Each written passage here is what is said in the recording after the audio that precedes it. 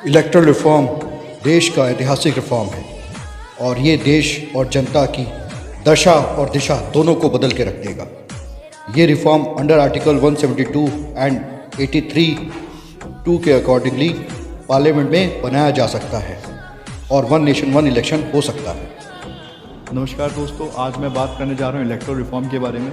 Electoral reform अभी तक का सबसे बड़ा रिफॉर्म है और अगर ये रिफॉर्म आता है तो इससे लाखों करोड़ जो बजट में लोकेट होता है पैसा, वो ज़्यादा से ज़्यादा आपकी पॉकेट में आएगा। कम से कम टैक्सेस पे करने पड़ेंगे, इन्फ्लेशन, अनएम्प्लॉयमेंट, इन सब से सोल्यूशन मिलेगा। तो ये ऐसा रिफॉर्म है जिसको 99% जनता इसके बारे में अवेयर नहीं है और अवेयर हो कुछ है तो उनके पास इंटरेस्ट नहीं है सुनने का। बट ये किसी भी एंटरटेनिंग वीडियो से 100 गुना इफ़ेक्टिव भी है और बेनिफिशियल भी है आपके लिए। हमसे निकलेगी स्वच्छता की एक नदी, चल चल चल चल कल कल कल कल, एक धुली सी जिंदगी। स्वच्छता की जोत लेकर घर घर जाएंगे, साफ सुथरी रोशनी में सब नहाएंगे। स्वच्छ भारत का इरादा कर लिया हमने, देश से अपनी ये वादा कर लिया हमने। हमसे निकलेगी स्वच्छता की एक नदी, चल चल चल चल कल कल कल कल, एक धुली सी जिंदगी। स्वच्छता की जोत लेकर घर। Initiated the idea of one nation, one poll or simultaneous elections last week to prevent costly and lengthy elections when governance takes a backseat. कि आज पूरा देश लगातार चुनाव के मोड़ में रहता है। एक चुनाव पूरा हुआ नहीं, दूसरा आया नहीं, दूसरा पूरा हुआ, तीसरा आया नहीं। सरकार में भी राजनीतिक दल के लोग ही बैठे हैं, चुनावी राजनीतिक दल ही लड़ते हैं, तो स्वाभाविक है उनकी शक्ति डिवाइड होती है, जिससे देश का नुकसान होता ही होता है। अब जैसे मैं हूं, मुझे कुछ तो ध्यान देना पड़ेगा चुनाव आएगा तो। अगर चुनाव नहीं है तो मैं अपना consultation.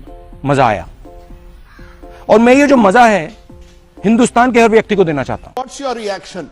Are regional parties afraid of the idea of one nation, one poll? Is there something that troubles you about it? Do you think Mr. Modi is trying to impose it on you? He's calling for a wider debate. One nation one election के अंदर सबसे बड़ा challenge है कि अगर mid term कोई government गिर जाती है तो फिर उसका कैसे होगा इलेक्शन, वो किस तरीके से वन नेशन वन इलेक्शन जो है आगे भी इम्प्लीमेंट रहेगा। तो इसका बहुत ही इजी वे मैंने निकाला है। मैं आपको बताना जा रहा हूँ कि अगर ये गवर्नमेंट 5 साल की अगर है तो अगर 5 साल की गवर्नमेंट में इलेक्शन के टाइम में अगर आपको नहीं मिल पाती है मेजॉरिटी ऑफ गवर्नमेंट, तो आप दोबारा से सेम टाइम में इलेक्शन कराएं। अगर उस समय भी नहीं आती, दोबारा नहीं आती, तो फिर 2 साल के लिए कोई इलेक्शन ना कराएं, 2 साल बाद इलेक्शन कराएं। बट वो जो इलेक्शन जो गवर्नमेंट होगी वो अगले 3 साल के लिए ही उसका टेन्योर होगा, यानी कि वो मिड टर्म टेन्योर हो, मिड टर्म जो भी गवर्नमेंट बनेगी उसका टेन्योर सिर्फ 3 साल का होगा, यानी कि जब वो नेक्स्ट इलेक्शन होगा तब वो इलेक्शन लड़ेगी। अगर उसके बाद भी फिर वो 2 साल इलेक्शन लड़ने के बाद अगर वो फिर चौथे साल में या तीसरे साल में या 5वें साल में गिरती है तो फिर वो गवर्नर ही हैंडल करेगा। सिमिलरली फर्स्ट 2 ईयर्स में भी अगर गवर्नमेंट गिरती है तो वो गवर्नर ही हैंडल करेगा। तो इससे क्या होगा कि ये रोटेशन चलेगा। अगर आप इंडिया में देखेंगे तो 95% ऐसे इलेक्शन होते नहीं हैं, बहुत 5% ऐसा सिनेरियो जहाँ पे री इलेक्शन होता है। तो अगर हम इस तरह से करेंगे तो ये जो कॉन्सेप्ट है वो 95% को सक्सेस मिलेगा और 95% अगर सक्सेस मिलता है तो ये अभी एग्जिस्टिंग सिस्टम से शायद 10 टाइम्स ज़्यादा बेटर है जो आपको मिल सके। विश्व प्रेम की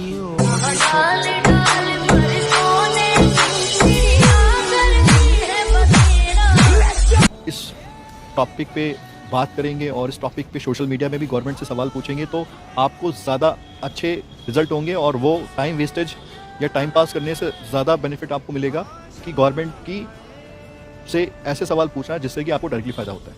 तो चलिए समझते हैं 5 ऐसे रिफॉर्म।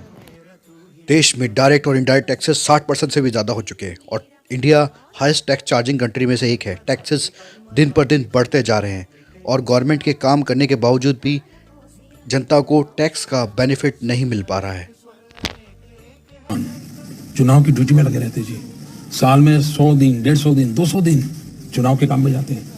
देश के इतना बड़ा देश, सिक्योरिटी के कितने काम है, पुलिस के कितने काम है, सामान्य नागरिक की सुरक्षा के कितने काम है, वो चुनाव में लगे रहते हैं जी। और पैसे, बजट वही है, धन इतना ही है उसी। अगर ये लोकसभा विधानसभा साथ हो जाते हैं तो देश कितने बड़े बोझ से बच जाता है, कितनी सरलता बच जाती है। अच्छा, आज देश का नागरिक को समझदार है, वो असेंबली में उसको अगर वोट एक देना है और पार्लियामेंट में दूसरा देना है तो उतनी समझ है, वो करता है। करना क्या चाहिए? लोकसभा विधानसभा एक साथ चुनाव हो, उसके 1 महीने के भीतर भीतर स्थानीय निकायों के चुनाव हो जाए, 30, 40, 50 दिन के अंदर 5 साल में सारे चुनाव हो जाए। फिर अगली डेट भी अभी से फिक्स होनी चाहिए, 5 साल की डेट फिक्स तय करे भाई, हर वर्ष फरवरी के 2nd वीक में चुनाव होगा, मतलब होगा, तो देश बहुत सुचारू रूप से व्यवस्था मशीन लगाऊंगा, इस साइड से आलू घुसेगा, उस साइड से सोना निकलेगा।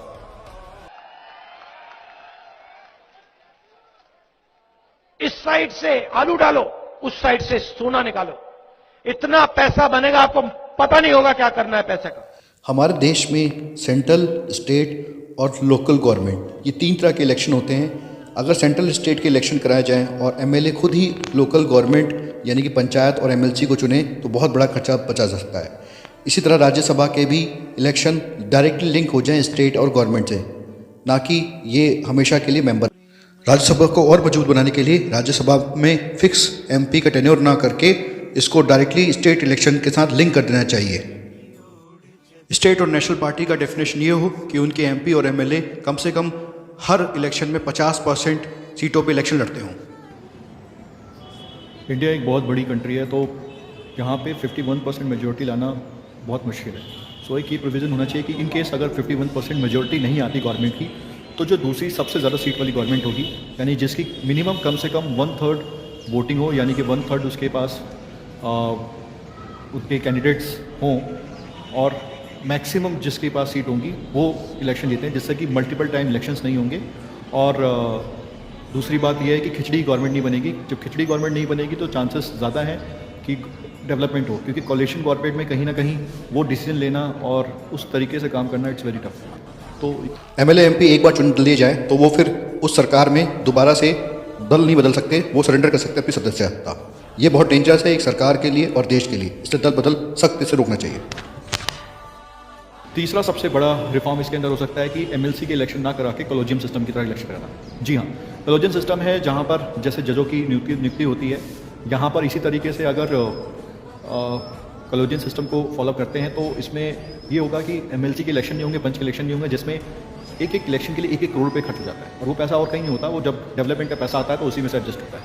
तो इससे होगा क्या कि उस गांव में स्कूल नहीं बनेगा, उस गांव में रोड नहीं बनेगी, उस शहरी एरिया में डेवलपमेंट के काम कम होंगे, और वो कम होंगे तो आपकी प्रॉपर्टी के एप्रिसिएशन भी कम होंगे, तो कहीं ना कहीं इनडायरेक्टली आपको भी लॉस होता है। दूसरा, कहीं ना कहीं आपके बच्चे वो उस तरह की एजुकेशन, वो हॉस्पिटल्स की सर्विसेज वो सब नहीं लेते। हम लोग बहुत यूज्ड टू हो गए हैं बड़े हॉस्पिटल बिल्स पे करने के लिए, बच्चों को प्राइवेट स्कूल्स में अच्छी फीस देने की।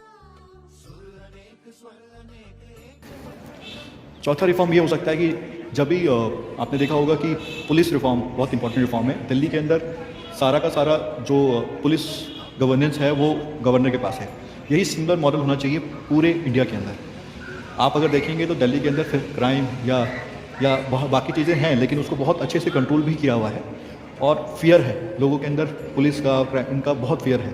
तो वो होना बहुत ज़रूरी है, और गवर्नर इसको गवर्न करे, ना ही ये एमएलए के हाथ में हो, ना ही एमपी के हाथ में हो। जो IAS ऑफिसर्स की भी ट्रांसफर्स हैं, वो अगर एक बार के बाद मैक्सिमम 1 ट्रांसफ़र अलाउड हो किसी भी सीएम को, उसके बाद उन्हें गवर्नर का अप्रूवल, और गवर्नर नहीं तो फिर उनको फाइनल डिसीजन जो लेना होगा वो होम मिनिस्ट्री को लेना होगा। तो ये इन पे काम किया जाएगा। जोत लेकर घर घर जाएंगे, साफ सुथरी रोशनी में सब नहाएंगे। स्वच्छ भारत का इरादा कर लिया हमने, देश से अपनी ये वादा कर लिया। देश के अंदर राइट्स के साथ रिवॉर्ड और साथ में रिस्पॉन्सिबिलिटी भी हो, वरना देश कभी अच्छा नहीं बन सकता। कि जो 3 तरह से सिटीजनशिप डिफाइन हो सकती हैं, जो नेशनल अवार्ड विनर हैं, साइंटिस्ट हैं, प्लेयर्स हैं, स्पोर्ट्समैन हैं, पॉलिटिशियंस भी हैं, उनको प्राइमरी सिटीजन्स में रखा जाए जिन्होंने आउटस्टैंडिंग काम किया है अपनी फील्ड में। दूसरा हो सकता है सिविलाइज सिटीजन जो 30% टैक्स दे रहे हैं, एम्प्लॉयमेंट जनरेट कर रहे हैं, सोशल वर्कर्स हैं, काफ़ी लंबे टाइम से सोशल वर्क कर रहे हैं। तो ऐसे लोगों को सेकेंडरी सिटीजनशिप देनी चाहिए, सिविलाइज सिटीजनशिप। तीसरा आधार कार्ड है, जहाँ पे हमारी कॉमन जनता आती है। और चौथा जो है वो नॉन रेजिडेंट होते हैं। 5वां मैं मानता हूँ कि जो अनआइडेंटिफाइड हैं, जो बॉर्डर से एंट्री कर गए हैं वो हैं, तो जो पहले प्राइमरी सिटीजन हैं उनको कम से कम एक सिटीजन को 10 वोटिंग राइट होने चाहिए, यानी कि एक वोट उनके 10 के बराबर काउंट हो, और ऑनलाइन वोटिंग राइट उनको मिलना चाहिए। सिमिलरली सेकंड जो सिविलाइज सिटीजन उनके एक वोट को 5 वोट के बराबर होना चाहिए। बाकी जो सिटीजन्स हैं उनके लिए एक वोट की, आधार कार्ड के लिए 1 वोट, और नॉन रेजिडेंट जो हैं उनके 0। इसी तरह से जो अदर रेजिडेंट हैं जो बाहर से आए हैं उनके लिए भी 0 वोटिंग राइट है। तो इस तरीके से वोटिंग राइट डिफाइन करने से एक रिवॉर्ड, एक ऑनर हमें देना चाहिए जो हाईएस्ट टैक्स पेयर्स हैं, उनके लिए बहुत ज़रूरी है। मजा आया, और मैं ये जो मजा है हिंदुस्तान के हर व्यक्ति को देना चाहता हूं। ये 5 ऐसे बड़े रिफॉर्म्स हैं, अगर ये होते हैं इलेक्टोरल सिस्टम में तो डेफिनेटली आपको 99% जो आपके पैसे हैं जो गवर्नमेंट एलोकेट करती है बजट से, वो आपकी पॉकेट में आएंगे। कि सभी राजनीतिक दल, सभी राज्य और 130 करोड़ देशवासी भारत के समग्र और त्वरित विकास के लिए एक मत। आज समय की मांग है कि एक राष्ट्र एक साथ चुनाव की व्यवस्था लाई जाए। जोत लेकर घर घर जा